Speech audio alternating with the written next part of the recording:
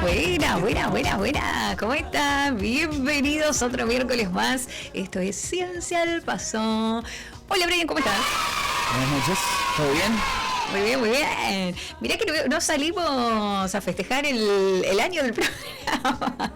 Lo festejamos, ¿sabes cómo? Con descanso. Descanso merecido, merecidísimo. A mí se me había pasado un poco esto de el año del programa. Se me había pasado el otro día mirando ahí un par de cosillas. Dije, cumplimos un año. Ya hace un año que está el programa. Sí, aplausos. Sí, hace un año que estamos acá por la 100.9 Radio Nuevo Día, así que nuevamente se refuerza ese agradecimiento por el espacio, un año más. Así que bueno, estamos acá. Estoy muy emocionada por el programa del día de hoy, que vamos a hacer como un especial, porque esto puede seguir dependiendo del interés, de la interacción que haya con respecto a esta sección. Voy a poder perpetuarla en el tiempo. Veremos cuál es el impacto, ¿no? Estoy hablando del programa de hoy, que es una edición especial, vamos a llamarle, que habla un poco sobre los crímenes de la ciencia. Fuerte, sí. Perturbador, diría mi amigo personal Luisito Comunica. Vaya dato perturbador. Sí, hoy yo me río antes de que empiece el programa porque después ya se acabaron las risas, porque nada gracioso va a contener el programa del día de hoy. Sin embargo, te vas a llevar tres historias. No. ¿Que vos vas a decir, en serio, esto ha ocurrido? Sí, ha ocurrido y te voy a contar con detalles. Algunos con detalles, otros no, porque son turbios, ya te lo digo. Así que tengamos cuidado. Si sos muy sensible, bueno, pues hoy no te conviene quedarte en el programa, porque realmente algunos datos son perturbadores, así que quizás ten cuidado, yo ya te hago el alerta. Después vos ve qué vas a hacer. Ya sos responsable vos de lo que vas a hacer con la información. Como te decía, esta noche vamos a recorrer 3 historias que parecen sacadas de una novela de terror, pero que ocurrieron realmente.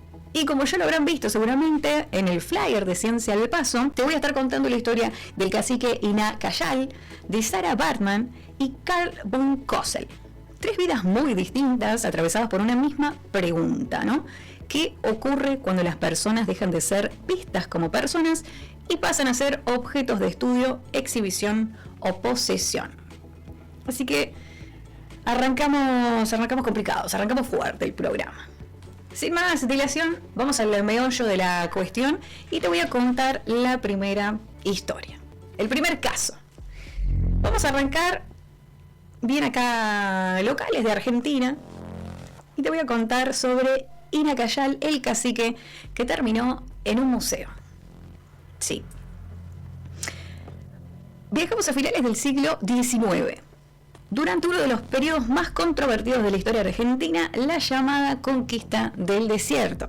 Entre los líderes indígenas capturados se encontraba Ina Cayal, un importante cacique tehuelche que había mantenido relaciones diplomáticas y comerciales con distintos sectores de la sociedad argentina. Este cacique nació en 1830, pertenecía a una familia del Valle de Teca, en la actual provincia de Chubut, y había prometido fidelidad a la bandera argentina junto al cacique tehuelche Casimiro Vigua en lo que se conoce como la primera jura de ese pabellón de la Patagonia. Fue uno de los jefes indios que mejor recibieron a los blancos que atravesaban su territorio.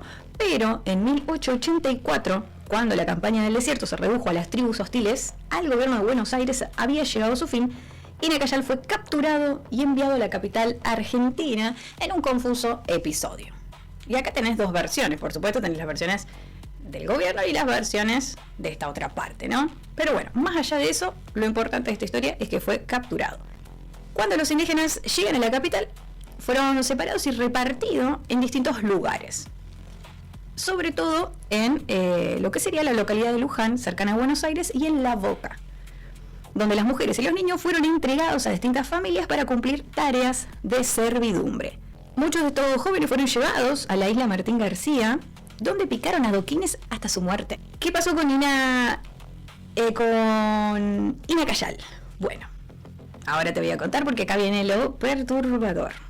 Y acá nos metemos con, seguramente lo habrás escuchado nombrar, con el perito Francisco Moreno.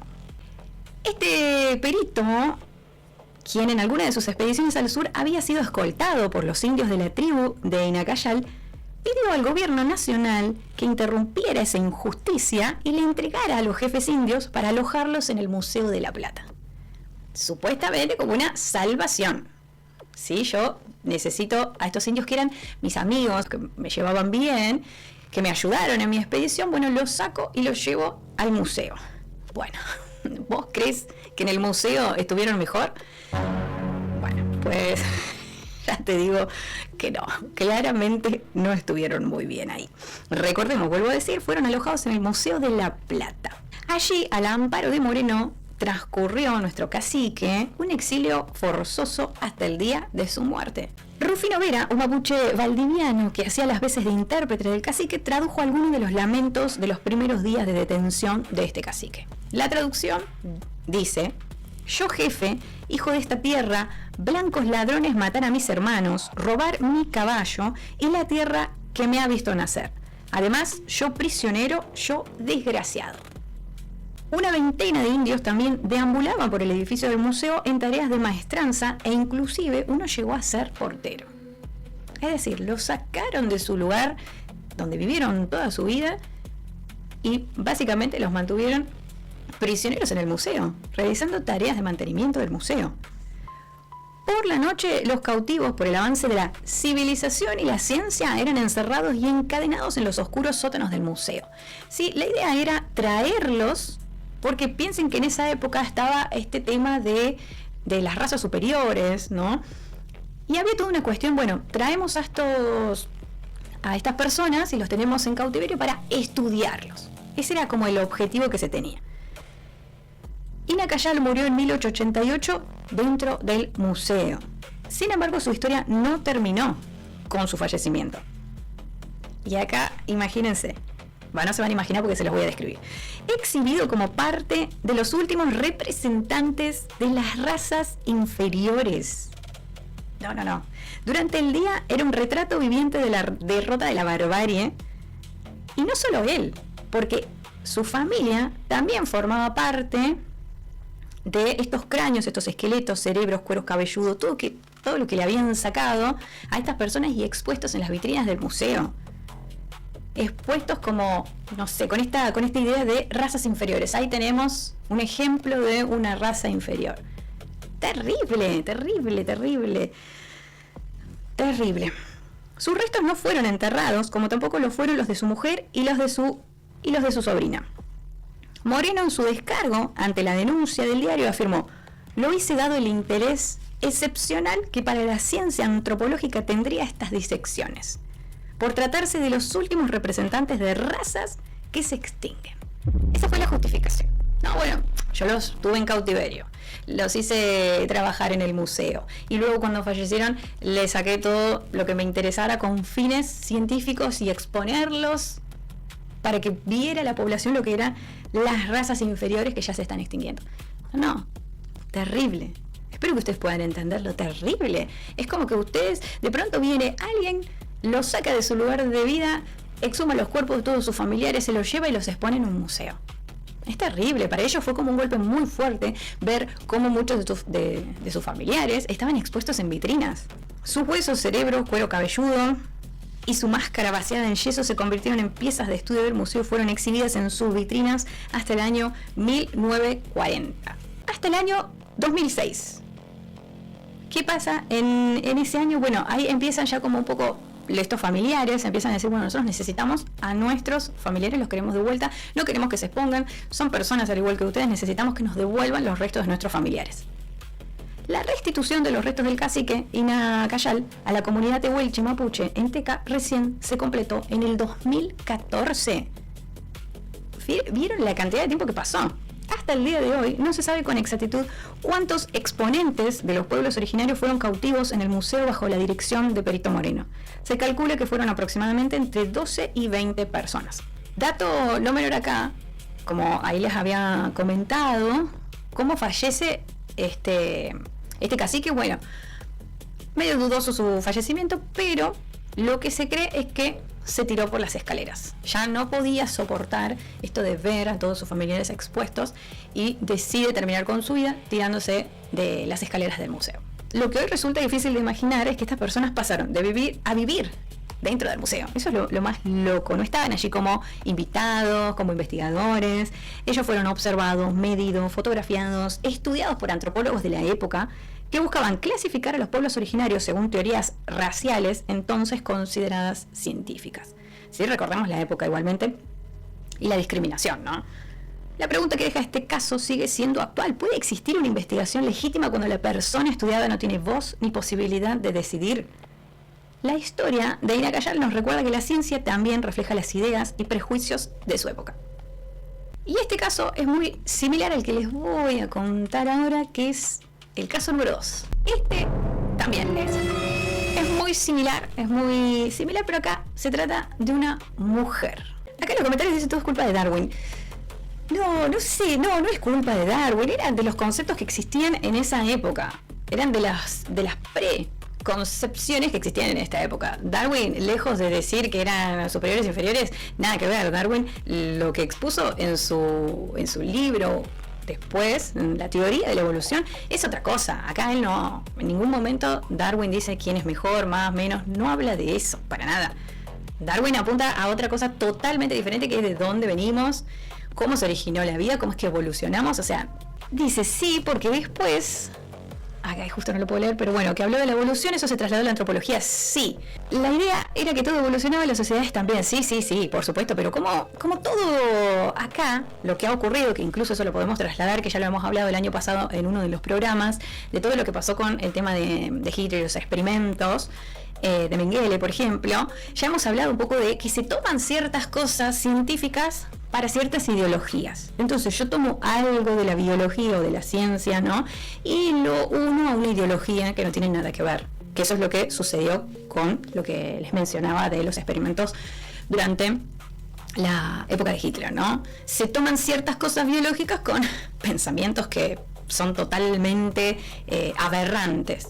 Pero bueno, a partir de que suceden estos eventos, ahí es donde interviene un poco la ética, que también hablamos de la bioética en alguno de los programas del año pasado, y a partir de que suceden estos eventos que son tan horribles para la humanidad, ahí es donde se empiezan a probar lo que son leyes, acuerdos y un montón de otras cuestiones más, ¿no?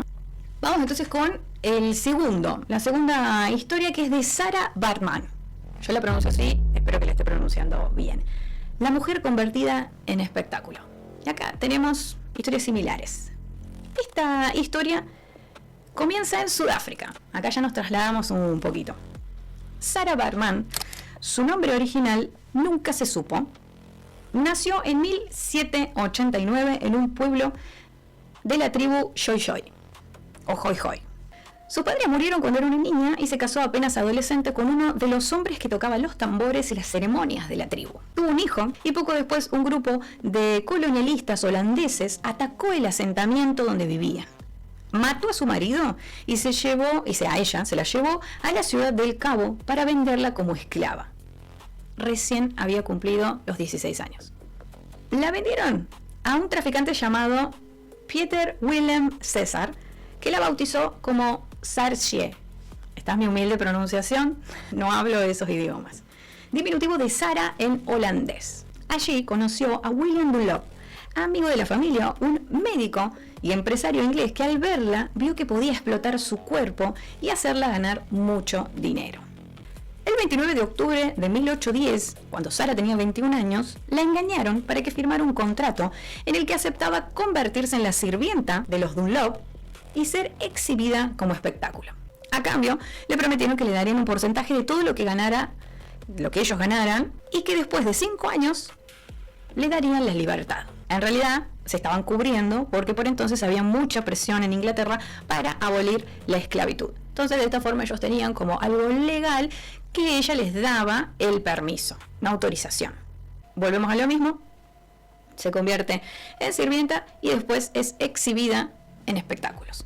Los espectadores pagaban por verla. La observaban como una rareza biológica y racial.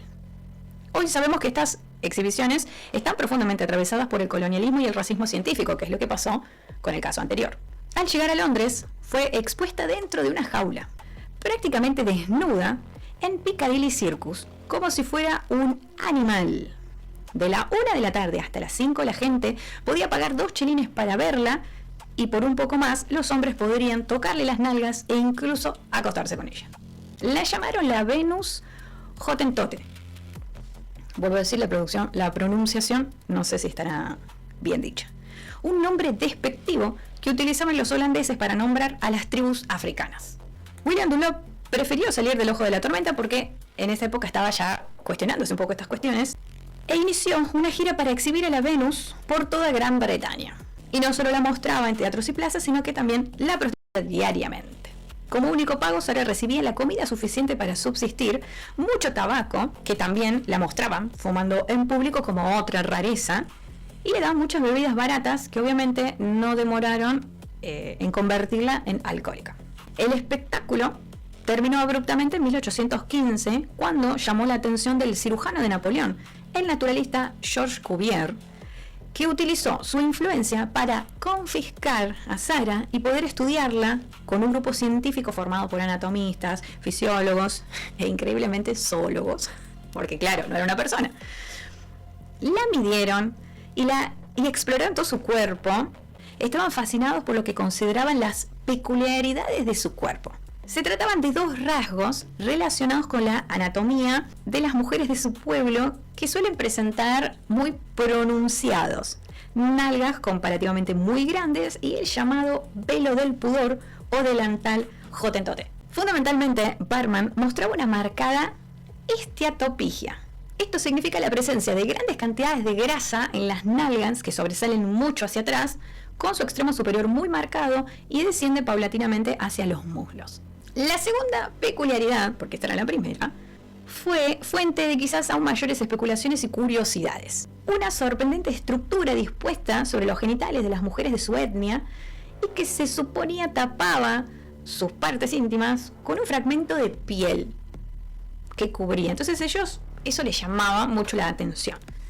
La naturaleza de este velo abrió un debate sobre si se trataba del crecimiento de una parte de los genitales normales, de un largo pliegue de piel que pendía del propio bajo vientre, o de una estructura nueva que no aparecía en ningún otro pueblo. La conclusión a la que llegaron fue que Sarah era el eslabón perdido entre el orangután y el hombre. No, si a ustedes no les da bronca este tipo de cosas, yo no sé. No conforme de sacarla, de hacerle todo lo que le hicieron, la terminan otra vez estudiando con este sesgo, esta idea de inferior, porque claro, siempre visto muy desde Europa, ¿no? Como que ellos son el ejemplo de ser humano, ¿no? Y todo lo que sea diferente no es considerado en esa época que es un ser humano, ¿no? ¡Qué terrible! No, terrible. ¡Ay, qué horrible! Sí, así estoy yo. Sarah Barman murió en 1816 a los 26 años como consecuencia de una enfermedad inflamatoria y eruptiva, según Cuvier, cuando en realidad sufría los devastadores efectos de su alcoholismo, padecía una sífilis avanzada y terminó abatida por una neumonía. Para que ustedes piensen, todas esas enfermedades son consecuencias de todo lo que padeció su vida, no lo que estas personas le hicieron. La muerte no significó, porque vos me dirás, bueno, listo, ya falleció, la dejaron en paz. Pues no. Cuvier mandó a hacer un modelo de yeso de Sarah y le practicó una verdadera autopsia en la que se le extrajo el cerebro y sus órganos genitales a los que guardó en frascos. Todo en pos de la ciencia. El esqueleto de la Venus Hottentote, junto con los frascos, pasaron a formar parte de la colección del Museo del Hombre de París, donde quedaron expuestas de manera permanente hasta 1974 y luego en exhibiciones esporádicas durante los posteriores 20 años. Con la asunción de Mandela, la repatriación de los restos de Sarah Barman se convirtió en una causa nacional, porque ellos piensan que esos restos quedaron en otro país y ahora tendrían que devolverlos a su lugar de origen. Ese proceso de repatriación, de poder devolver los restos a su lugar de origen, tardó 8 años, ya que los franceses tuvieron que redactar un proyecto de ley que autorizara la devolución, pero que a la vez impidiera que otros países también reclamaran tesoros tomados por los franceses durante el periodo colonial. Pero acá fíjate el nivel de tesoros franceses, estamos hablando de una persona. Estamos pidiendo los restos de una persona, no es un objeto. Los restos de Sarah Baartman fueron enterrados el 9 de agosto del 2002, Día de la Mujer, en Sudáfrica, con una ceremonia con rituales del pueblo, del cual salió como esclava cuando solo tenía 16 años y a la que solo pudo volver recién, casi 2 siglos después de su fallecimiento. Sarah Baartman no fue estudiada por lo que se sabía ni por lo que hacía. Fue estudiada por cómo era su cuerpo. Y su historia nos obliga a preguntarnos cuánto daño puede causar una ciencia que busca clasificar seres humanos en categorías de superioridad e inferioridad. Es el mismo objetivo, ¿no? En pos de la ciencia. La ciencia no es mala, sino los ideales que hay detrás de las personas y el uso que se hace. Eso es lo que puede llegar a convertir en un mal uso de la ciencia. Sí, pero la ciencia no es mala, sino es la intención con la que la usan. Ese es lo terrible, que si ustedes se ponen a ver la historia y los grandes acontecimientos que han ocurrido, es porque hay un mal uso de la ciencia. Hay una cosa ahí, es muy interesante. Por eso digo, dependiendo de cómo le vaya a este especial, vamos a seguir charlando, porque la verdad a lo largo de la historia hay mucho de los que se ha aprendido, obviamente, para que esto no ocurra en los tiempos actuales, ¿no? Y ahora sí, veo con el caso más perturbador. Yo voy a intentar no ser muy explícita, pero a la vez, bueno, yo aviso, tengan cuidado. ¡Oh, my God! ¿Vieron la serie? Ay, ¿cómo se llama esta serie? Que estaba en Netflix muy de moda, que se hacían las máscaras, que empezó como en Halloween, que se pusieron las máscaras. Bueno, no importa, pero ahora cuando les cuente el caso seguramente se van a acordar de la serie que les estoy diciendo, porque es muy parecida. Bien, voy a arrancar con esta tercera historia, el tercer caso, y estoy hablando de Carl Van Cossel, cuando la obsesión se disfrazó de ciencia. No, le van a querer, no. Si los otros dos casos no les impactó, bueno, no sé qué está pasando por su mente en este momento. Bien, la tercera historia parece como una novela gótica, pero esta ocurrió recientemente, es decir, no es que de ahora, pero dentro de del 1930. Podemos decir que es bastante reciente a comparación de las anteriores, y su protagonista fue Carl Van Cossel, que va a tener varios nombres a lo largo de la historia, porque, ¿por qué? No hay por qué. Tenía ganas de tener varios nombres. Su nombre real es Carl Tanzl, y era un radiólogo alemán. Este radiólogo alemán migra a los Estados Unidos a la edad de 42 años, junto a su esposa y 2 hijas. Porque tenía 2 esposas y dos esposas, escúchame. Una esposa y 2 hijas, que después sí va a tener 2 esposas. De momento, ustedes sepan que él era casado y tenía 2 hijos, después eso desaparece, pero sepan esa historia. Él las abandona, claramente.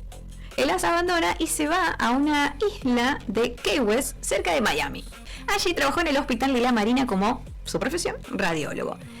Y allí es donde se cambia el nombre, porque tenía ganas, a Carl Tanzl Van Cossel. Ahí le agregó el Van Cossel, ¿sí? Ahí le agregó eso. Aunque firmaba como el conde Van Cossel. ¿Por qué? No se sabe por qué. No se sabe. Se dice que era una persona muy extraña. Si vos lo conocías, te llamaba la atención. No era alguien con que vos te vas a juntar, ay, qué copado esta persona. No, era todo lo contrario, era como un poco extraño. Y él, además de su extrañeza, aseguraba que tenía visiones. Bueno, ya para que ustedes vayan viendo el personaje con el que nos encontramos. Decía que su tía, la condesa, que no se sabe este dato si es verdad, o sea, si existió la condesa, pero no se sabe si eran familiares. Pero bueno, él decía que su tía, la condesa Ana Constantina Van Cossel, le dijo que él estaba destinado a casarse con una mujer muy bella, joven, por supuesto, dato no menor, de pelo negro y exótica. Este dato es importante para la trama. Sí. Bueno, como les decía, la condesa esta sí existió, pero no está comprobado que ellos sean familiares. Pero bueno, él le pintó y dijo, bueno, ella va a ser mi tía, y de ahí se cambió el nombre. Hay un libro de este señor, de su biografía, de The Secret of Elena's Tomb, El secreto de la tumba de Elena. Está ahí, yo no se los recomiendo, pero bueno, si les da morbosidad, sepan que ahí está. El 22 de abril de 1930 llega al hospital donde este hombre trabajaba una familia cubana. Llegan muy desesperados porque su hija tenía ciertos síntomas que podrían ser tuberculosis. ¿Cómo se llama esta mujer que ingresa? María Elena Milagros Hoyos, de 21 años. Este hombre, Carl, al verla queda pasmado, impactado, obnubilado, no, todo. Y piensa... ¡Ay, caramba! Sí, así quedó. Y piensa que ella era la mujer que su tía había visto en la visión. ¡Oh, casualidad! Para ese entonces, este hombre ya tenía 53 años. Ella tenía 21. Doy ahí. Son detallitos. Ay, no. Eso dijo él cuando la vio. Bien. Este médico le jura a la familia que le iba a curar. ¿Sí? Él le dice, yo voy a curar, tengo la cura, pero recordemos que en esa época obviamente la tuberculosis era algo por lo que te podías morir. Entonces, bueno, por eso la desesperación de la familia, ¿no? Entonces dice, bueno, está bien, nosotros queremos que ella se sane, ¿qué tenemos que hacer? Y él le dice, bueno, yo tengo la cura, la voy a curar, pero tengo unos métodos un poco extraños, poco convencionales y no los puedo llevar adelante acá en el hospital, así que tenemos que hacer el tratamiento por otro lado. Bueno, la familia acepta porque este hombre los convence, ellos estaban muy desesperados, entonces deciden continuar este tratamiento poco convencional en la casa de María Elena. Dato no menor, él estaba obsesionado con la electricidad. Entonces ya te imaginarás vos cuáles van a ser los tratamientos poco convencionales. Bueno, somete a María Elena a constantes descargas eléctricas y a experimentos con rayos X. Con la radiación, que ustedes ya saben que si estás expuesto durante mucho tiempo a la radiación, nada bueno va a salir de ahí. Muchos de los instrumentos con los que llevaba a cabo estos tratamientos poco convencionales fueron robados o tomados prestados del hospital y algunos eran creados por él mismo. La familia, al ver que no había ninguna mejora, porque ni mejoraba ni empeoraba, sí lo único que podían ver es que estaba sufriendo con estos tratamientos que este señor lo sometía, entonces le piden por favor que ya está.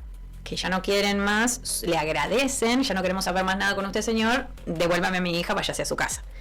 Pero él, contra todo pronóstico, le dice, no, pero ustedes son unos ignorantes, no saben, y van a dejar a su hija que se muera porque no conocen estos tratamientos, esto es lo que la va a curar. Y la familia obviamente se siente mal, porque claro, él se aprovecha de su posición de conocimiento y los trata como de ignorantes, básicamente. Esta familia lo que dice, bueno, como este hombre es muy intenso, no está entendiendo, no está entendiendo lo que le queremos decir, ellos deciden irse. Pero, como les decía, él visitaba la casa de Elena para realizar estos tratamientos y en cada una de esas visitas, él le dejaba explícito que sentía un cierto amor hacia Elena, el cual no era correspondido claramente. Ella trataba como de decirle, bueno, más adelante, cuando me cure, quizá tal vez, ¿viste? Pero él no entendía las indirectas y el señor iba, le mandaba cartas en donde le decía que él la iba a curar, que se van a casar, le traía joyas, le hacía muchos regalos e incluso le llevó un anillo que una vez Elena decidió ponérselo en el dedo y él automáticamente interpretó, estamos casados. Entonces en una de las cartas le decía, ansío verte, ya toca la consulta porque tengo ganas de verte y estoy realizando los preparativos de la boda. O sea, ella estaba armando todo cuando ella en ningún momento le había dejado entender nada. Pero fíjense que hay una cuestión ahí, él, médico, ella, paciente, hay una cuestión de poder. Ella también le decía que él era muy mayor para ella, pero él no entendía. Él no entendía el no. Él seguía y seguía. Bueno, tal es así como les digo que la familia tuvo que irse, mudarse y les dejó explícitamente a los vecinos que por favor no le pasaran la dirección a este hombre, porque obviamente se lo querían sacar de encima. Pero claro, e incluso Elena estaba casada. Lo que pasa es que su marido, ella queda embarazada y pierde el bebé y su marido la abandona. Y recordemos que él también estaba casado. Estaba casado y tenía 2 hijas, pero las abandonó. Era muy común, parece, abandonar gente en esa época.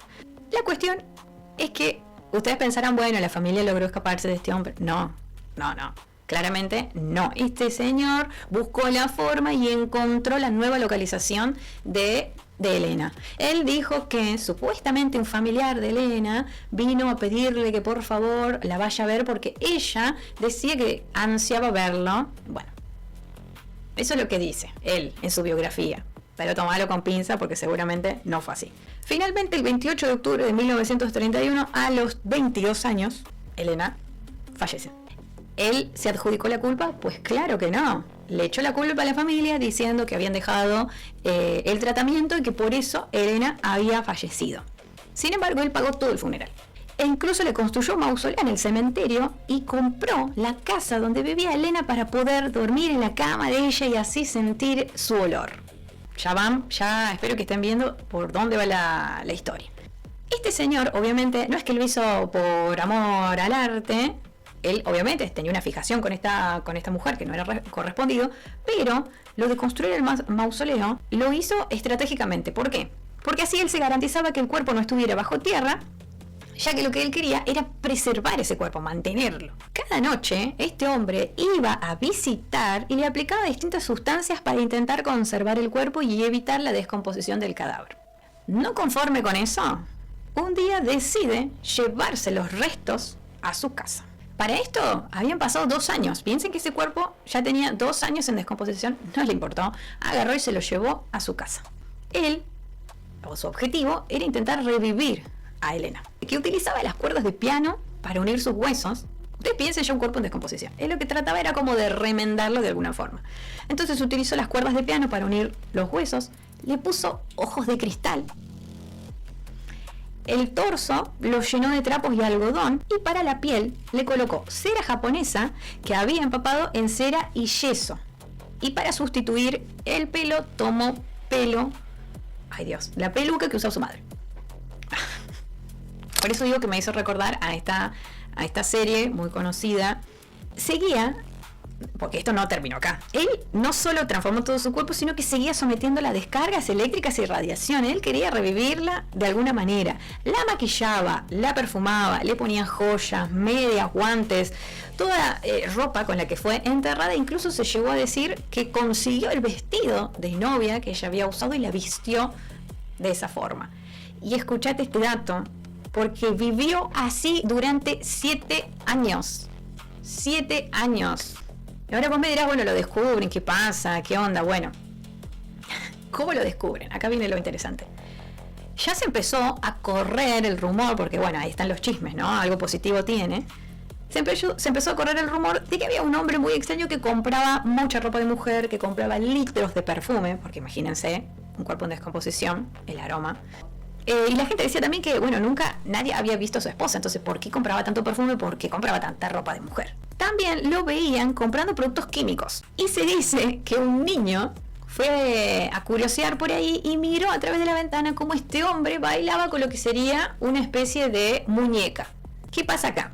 Los rumores llegaron a la familia. Y acá hay como 2 versiones de cómo la hermana, porque la hermana llega a la casa de Carl, pero no se sabe bien cuál de las 2 versiones. Hay una versión que dice que, bueno, que le llegaron rumores de que se habían entrado en un mausoleo y habían sacado los restos de una persona. Entonces, como no se sabía quién era, ellos querían saber si había sido en el mausoleo en el que estaba María Elena. Y otra de las versiones lo que dice justamente es que llegan esos rumores de que lo habían visto con un cuerpo ahí. Entonces la hermana va a la casa de Carl y le exige ver a su hermana. Porque a todo esto, Carl, como había construido el mausoleo, él solo tenía la llave. Entonces la familia no tenía acceso. La familia no podía ir a dejarle flores, no podía ir a verla, nada, porque él tenía todo el acceso. Entonces, ella va a la casa de Carl y le dice, por favor, abrime el mausoleo que quiero ir a ver a mi hermana. Y él le dice, no. Bueno, ella se pone bastante intensa y él, como empieza a alertar a la gente, dice, bueno, no, vení, lo resolvamos en mi casa. Y cuando entra a la casa, ahí le muestra a su hermana, a María Elena.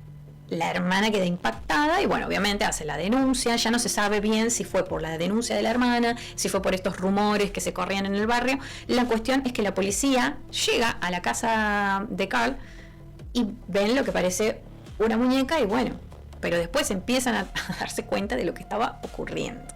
A todo esto lo meten preso, que duró un estornudo el tiempo en el que estuvo, porque claro, lo someten a varias pruebas psicológicas y él incluso a las personas que le estaban haciendo las pruebas psicológicas les decía, no, bueno, mi objetivo es construir un avión, para ese avión enviarlo con María Elena adentro a la estratosfera y que ahí le llegue la radiación y poder revivirla. Y las personas que escuchaban esto decían, no, no pasa nada, está bien, está sano, sigan adelante con el juicio. Una locura.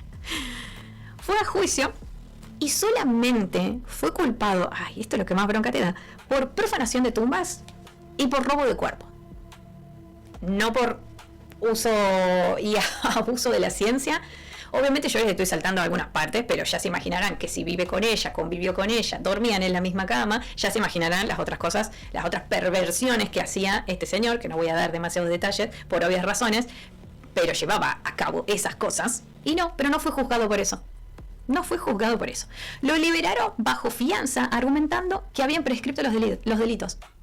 Y los medios de comunicación tampoco ayudaron, porque en esa época obviamente sí, fue algo importante, pero los medios de comunicación decían el eterno enamorado, el hombre que mantuvo a su esposa viva. Y recordemos que no fue su esposa, que fue todo lo contrario, fue un hombre que nunca entendió que esa mujer le dijo que no desde el principio y él insistía.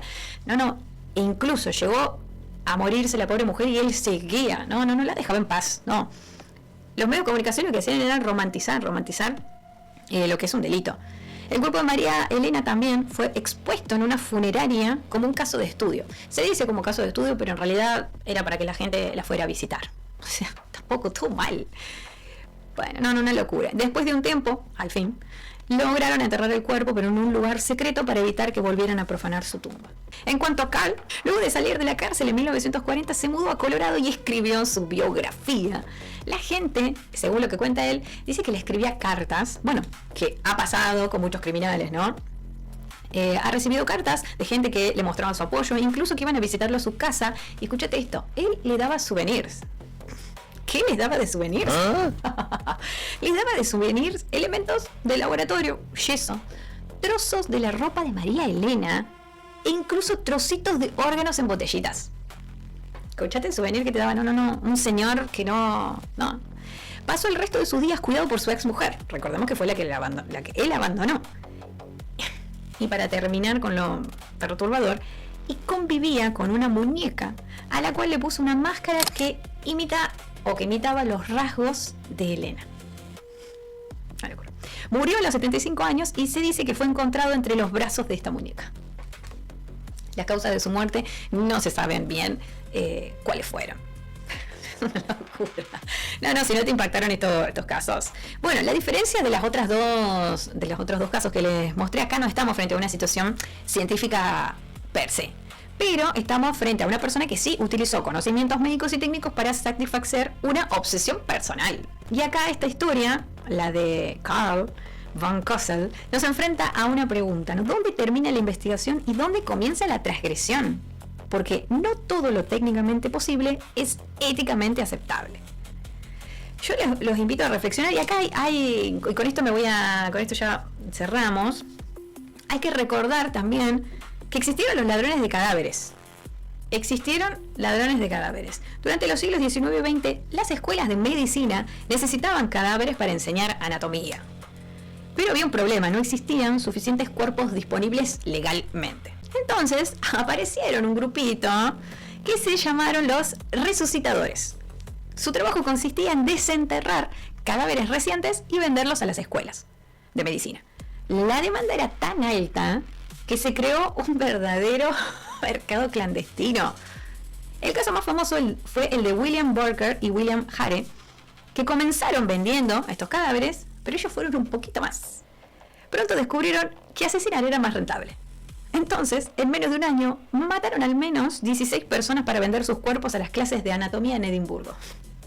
Un negocio. Y ahora vos me dirás, ¿por qué? ¿Por qué estamos hablando de esto?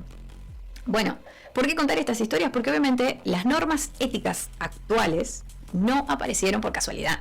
Existen porque pasaron estas cosas. Existieron errores. Porque existieron abusos. porque existieron personas que fueron tratadas como objetos. Y acá voy a dar un paréntesis porque yo, mi primera carrera, yo terminé la secundaria y arranqué a estudiar obstetricia. Tenía una profe que nos daba anatomía, era una profe cardióloga en la universidad, que nos decía a qué cementerio teníamos que ir para que nos hagamos de un esqueleto. Ella decía que la mejor forma de estudiar era con huesos reales.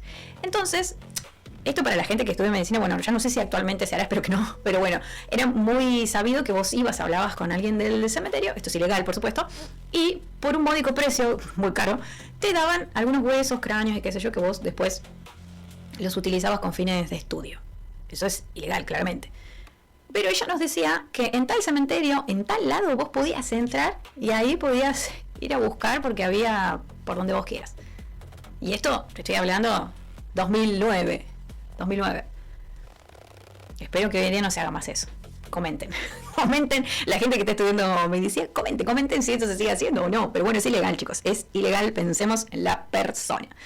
Bueno, para cerrar, Ina Cayal nos habla de colonialismo y racismo científico. Sara Barman nos habla de explotación y deshumanización. Carl Kossel nos habla de obsesión y límites éticos. Burker y Hart nos muestran cómo una necesidad científica puede transformarse en un negocio macabro. La ciencia, vuelvo a decir, es una herramienta extraordinaria, pero el conocimiento sin ética puede convertirse en una forma de violencia. Quizás la mayor lección de esta noche sea que detrás de cada muestra, cada experimento y cada descubrimiento siempre debe haber algo irrenunciable: la dignidad humana. Con esto me despido, espero que les haya gustado el episodio del día de hoy. Dejen los comentarios, así yo me entero si les ha resultado interesante o no. Así que yo estoy leyendo el comentario. Dice, en este sentido también para la ciencia tenemos momias egipcias, incas en museos. Sí, por eso te digo, esto da para varios programas más, porque realmente es tristísimo algunas partes de la historia, ¿no? Pero bueno, eso es lo que lamentablemente han ocurrido, estos hechos, estos sucesos, pero bueno, a raíz de eso existen ahora las cuestiones éticas, pero es una pena realmente que hayan acontecido estos eventos a lo largo de la historia y hay muchísimos más. Así que si les ha gustado el programa, háganmelo saber, así a ver si hay una segunda parte de este especial. Así que bueno, muchas gracias por haberme acompañado este miércoles. Nos vemos la semana que viene, que es el Día del Ambiente. Solo voy a decir eso. Bueno, no es el Día del Ambiente ese día, pero es el 5 de junio. Nosotros nos veríamos el miércoles 3. Así que vamos a estar hablando del Día del Ambiente, que es muy importante. Acá te pasamos de temas, viste, hay ciencia por todos lados, chicos. Bueno, nos vemos el miércoles que viene. No te olvides de seguirnos en las redes sociales. Tenemos Instagram, Facebook, sobre todo en YouTube. Darle like, compartir, mandarle un mensajito también a ver si te gustó esto, si querés que haga más, si querés que hable de algún caso en particular. También hacémelo saber por mensaje a través de las redes sociales. Nos vemos el miércoles que viene. Chau, chau.